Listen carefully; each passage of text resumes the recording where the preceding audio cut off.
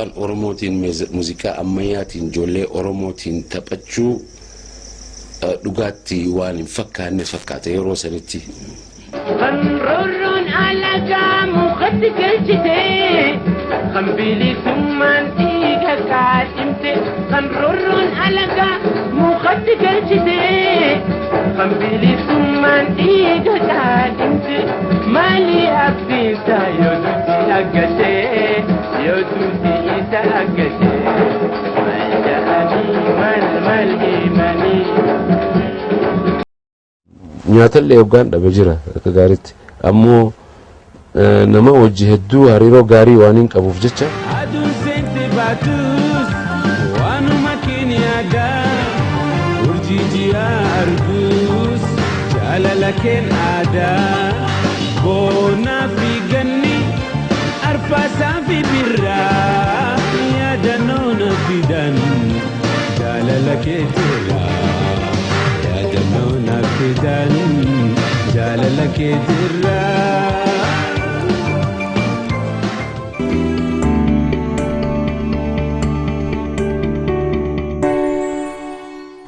مكان خيا ورخيني نباسي علي أبان خيا محمد أخاهم خيا موسى علي محمد موسى توري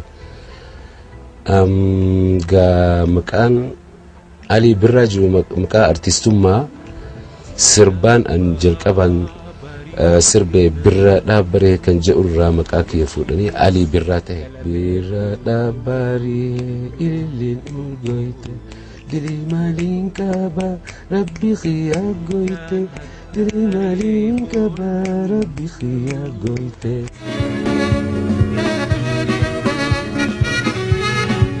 براد أباري إلي أورجويته براد أباري إلي أورجويته دلي مالين كبا ربي خيا قويته دلي مالين كبا ربي خيا قويته.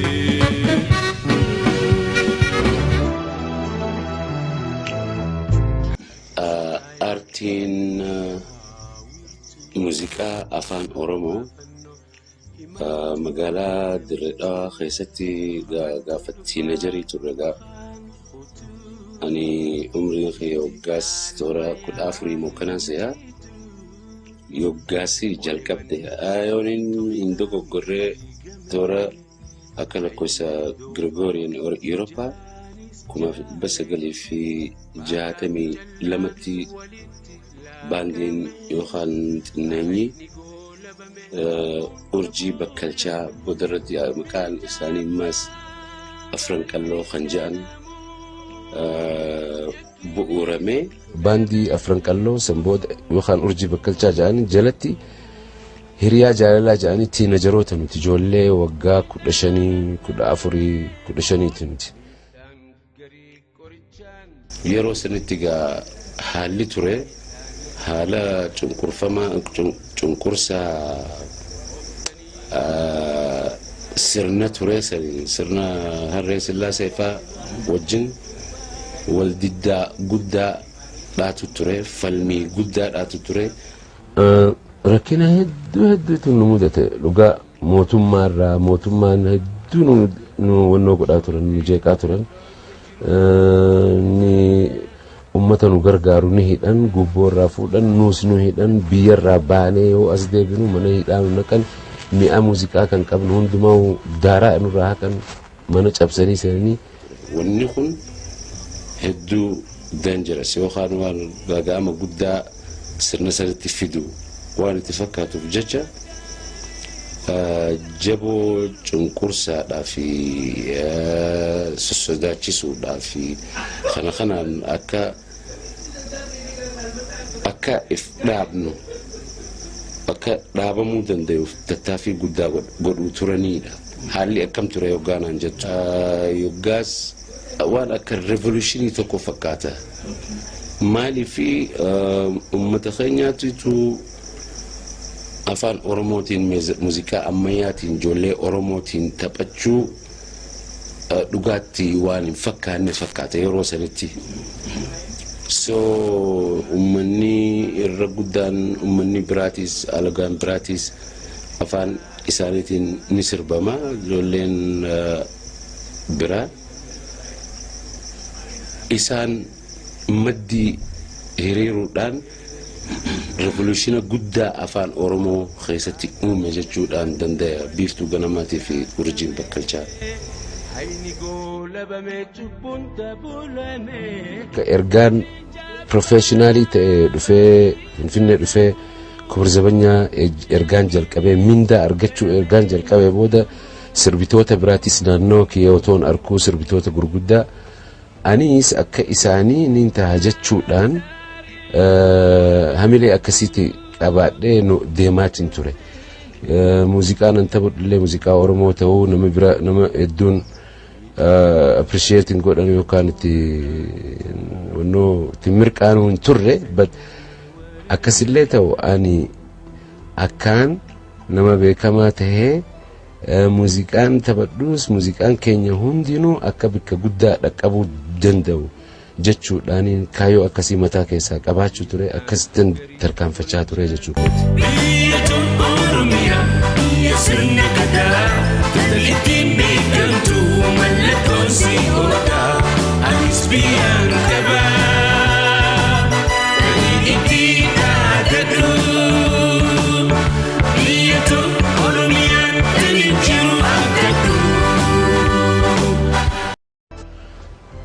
Kubur zabanyaa keessa waggaa 3 waggaan hojjedhu 66 irraa hanga 69 dhuma 69 kadda'ee bahe.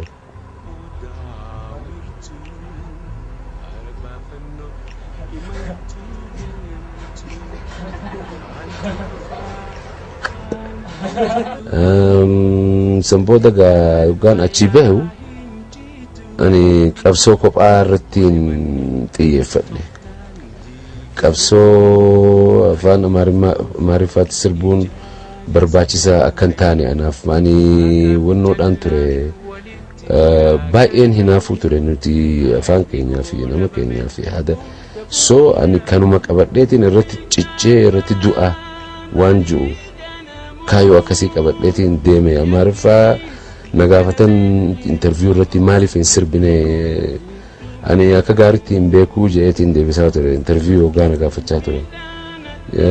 Gaafa dhumaa irratti kan hin danda'u sirba እኔም በአማርኛ ዛሬ ዘፍናለሁ ካሴታን ባሴ afaan shanii ture afaan Amaariffaa Oromoo Suudaanii Soomaalii Adaree afaan shanii waan hin baaseef jecha yoggaan geessu afaan Amaariffaa homaatiin idaanee jedhanii wannoon irraa qaban kaasetichi akka bahuu hin dandeenye. Asuma gara galeetiin jimaa fudhadhee taa'ee tokko gurbaa bira kaa'ee bal'inaa giximsaaf hin jeen.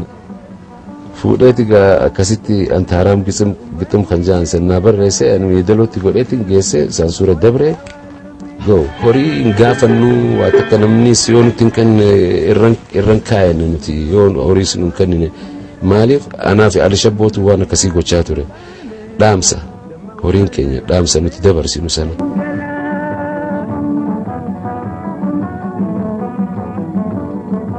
Rakkina wannaa horii yoggaan qabu jira dhugaadha waan nyaatallee yoggaan dhabe jira akka gaariitti ammoo nama wajji hedduu hariiroo gaarii waan hin qabuuf jecha namni na gargaarus hin jira boorsaa isa dhugaa maallaqa naa kannu jira yoggaan kiraa manaatillee yoggaan dhabe faadhaatu jira nama naa kannu jira gaafaan dirqamee dhaqee otoo hin feene nama gaafadhu jira waan akkas akkasii hedduudhaan irra dabre hedduu.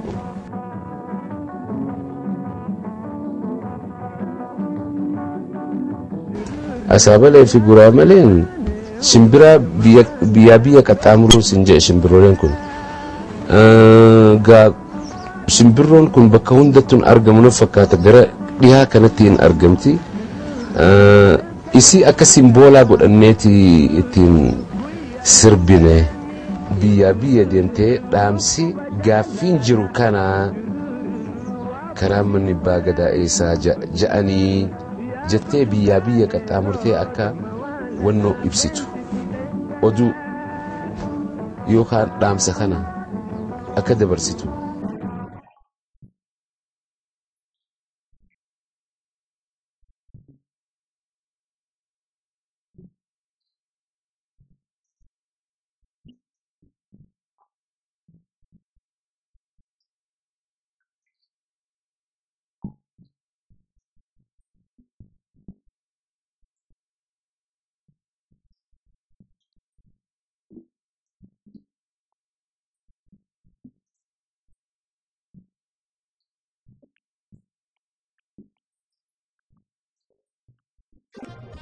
Gammachuun kun waan hedduu of keessaa qaba.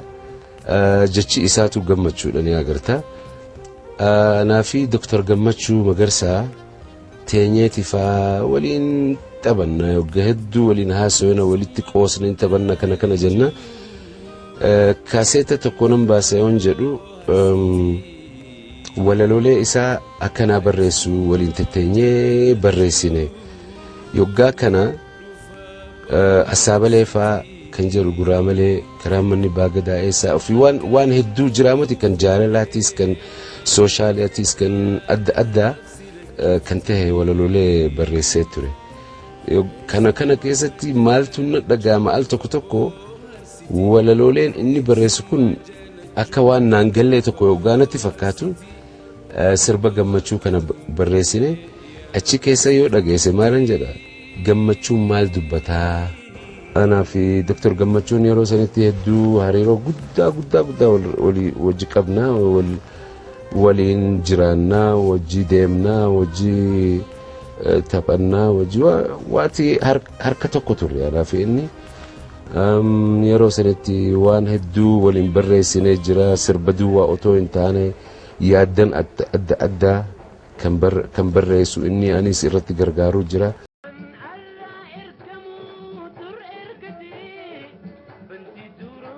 Ani kaaseettan gabaarra kan oole ergaan professionaala ta'ee kilaboota keessaas kanaas ergaan sirbuu jalqabe booda kan kaaseetni gabaarra oole. San dura kaaseeta yoo xinnaate kaaseeta 10-15 inuma gitaariidhaa fi darbuugaa waan ja'aniin waraabneeti. Waan politikaatis gaa waan agitationii waan kana kan qabu dhaamsa lafa jalaan namaa kennuu turre malee ani homaatu natti hin dhaga'amne gaafa kaaseetni gabaarra oole. Duruu kaaseetni gabayaa alattu lafa jalaan nama harka deddeemaa ture hin dhageenye. Kan gabayaa san wanna dhaga'ame gammachuu kaashii irraa argachuu saniin na gammachiise. Sirboota keessaa sirboonni san hundi faca'anii jiran nama harka. Kan lafa dhabe horii saamame kan rorroo jibbee gaara diigame kan lafa dhabe horii saamame kan rorroo jibbee gaara diigame maal herriga maal dubbatame maal dubbatame maal kaya janti famani